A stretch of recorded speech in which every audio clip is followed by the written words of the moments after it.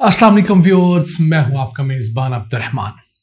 IMF ने पाकिस्तानी हुकूमत से एक नया मुतालबा किया है और वो है 600 अरब रुपए के इजाफी टैक्स लगाना। वो क्यों? डॉलर के मुकाबले में रुपए की मुसलसल घटती हुई कीमत की वजह से पाकिस्तानी जीडीपी जो गुज़िश्ता साल 78,000 अरब रुपए की थी वो अब 83,000 अरब रुपए की हो गई है। तो जीडीपी के इस हुजम में रुपी टर्म में बढ़ने की वजह से हमारी टैक्स कलेक्शन उसकी रेशो कम हो गई है। 78,000 अरब रुपए की जीडीपी के लिहाज से जो टैक्स कलेक्शन हमने फोर्सी की थी, जो डील की थी आईएमएफ के साथ, वो थी 7,470 अरब रुपए, यानी 9.6%। तो अब चूंकि रुपया कमजोर होने की वजह से जीडीपी 83,000 अरब रुपए की हो गई है, तो पुरानी वाली टैक्स कलेक्शन कम होगी, यानी 8.9% पे आ जाएगी। तो टैक्स टू जीडीपी रेशो को दोबारा 9.6% करने के लिए 0.75% के टैक्स लगेंगे और वो कितने बनते हैं? 600 अरब रुपए। अब ये टैक्स कहाँ लगेगा? ये टैक्स लगेगा पेट्रोल और डीजल के ऊपर, जर्नल सेल्स टैक्स 17%। इस वक्त हुकूमत पेट्रोल जो खरीद रही है वो 177 रुपए का है। हमें जो बेचा जा रहा है वो बेचा जा रहा है 47.5 रुपए फी लीटर टैक्स के साथ। तो 1 लीटर पेट्रोल के ऊपर हुकूमत 47.5 रुपए टैक्स ले रही है पेट्रोल डेवलपमेंट लेवी के नाम पे, जबकि डीजल पर 7.5 रुपए टैक्स है। तो प्लान ये है, आईएमएफ से जो डील हुई है, कि 47.5 को बढ़ाकर 50 किया जाएगा। दूसरी तरफ जो डीजल के ऊपर 7.5 रुपए पेट्रोलियम डेवलपमेंट लेवी है उसको बढ़ाकर भी 50 रुपए फी लीटर किया जाएगा। उसके बाद 17% मजीद टैक्स लगाया जाएगा इन दोनों अशिया के ऊपर। अब यहां पर सवाल होता है कि आईएमएफ हमेशा इस तरह के फैसले क्यों करती है? उसकी वजह हमारे हुक्मरान भी हैं। आईएमएफ तो कहती है कि आप अपना टैक्स रेवेन्यू बढ़ाएं। अब हमारे हुक्मरानों ने चूंकि अपने ही पेटी भाइयों को, सियासतदानों को, ब्यूरोक्रेट्स को, आर्मी ऑफिशियल्स को, इसके अलावा बिजनेसमैन को, तमाम को मराहत दी होती हैं, तो बजाय उनसे मराहत वापस लेने के वो पब्लिक के ऊपर टैक्स लगाते हैं, बिजली बढ़ाकर, पेट्रोल बढ़ाकर। इस सिलसिले में यूएन की एक बहुत अहम रिपोर्ट है, मैं चाहता हूं आप लोग उसको जरूर पढ़ें, उसको देखें। उस रिपोर्ट के मुताबिक पाकिस्तान की जो एलीट है उसको सालाना जीडीपी का 7% यानी 5,800 अरब रुपए टैक्स माफ किया जाता है।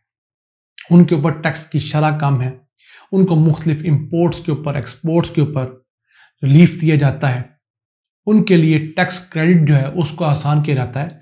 तो 5,800 अरब रुपए एक ऐसा हमारे पास सोर्स है जो हम कमा सकते हैं, लेकिन हम नहीं कमाते हैं क्योंकि वो तगड़े लोग हैं, इन्हीं हुक्मरानों में से होते हैं, उनसे टैक्स निकलवाना मुश्किल होता है। तो बजाय उनसे टैक्स निकलवा के आवाम को रिलीफ दिया जाए, ये सब के ऊपर टैक्स लगा देते हैं।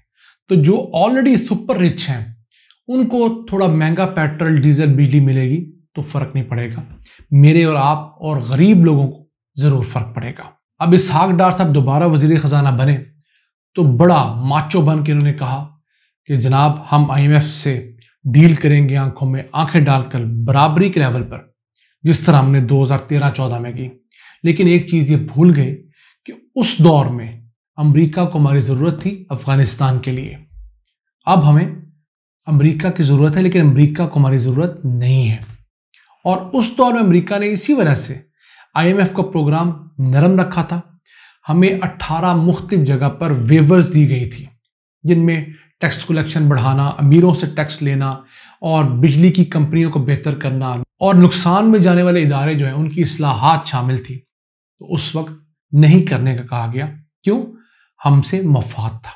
अब ये सारे काम मौजूदा पीडीएम हुकूमत के गले फिर पड़ गए हैं। अब उनको ये करने पड़ेंगे, उनको प्राइवेटाइजेशन भी करनी पड़ेगी, लोगों को नौकरियों से भी निकालना पड़ेगा, टैक्सेस भी बढ़ाना पड़ेंगे। बिजली तो महंगी कर चुके हैं, पेट्रोल महंगा हो गया है, गैस अब महंगी होने जा रही है।